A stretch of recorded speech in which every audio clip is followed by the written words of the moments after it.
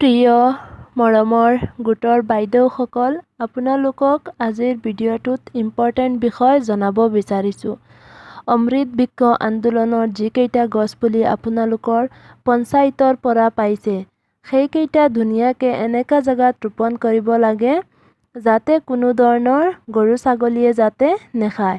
আৰু আপোনালোকে এই গছপুলিজোপা চাই চিতি যতন কৰি ৰাখিব, অন্যথা আপোনালোকৰ গোটত টকা নাপাবও পাৰে।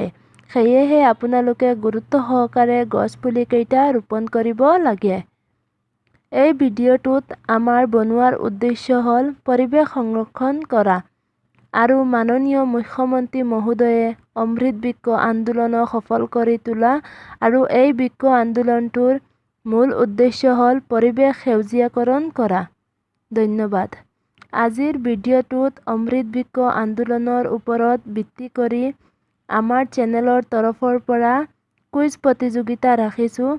কুইজটো হ'ল, বিশ্ব পৰিৱেশ দিৱস কেতিয়া পালন কৰা হয়? 5 জুন, 7 জুন, 10 জুন। শুদ্ধ উত্তৰ দিওঁতালৈ আমাৰ চেনেলৰ তৰফৰ পৰা এখন মানপত্ৰ প্ৰেৰণ কৰিম। ধন্যবাদ।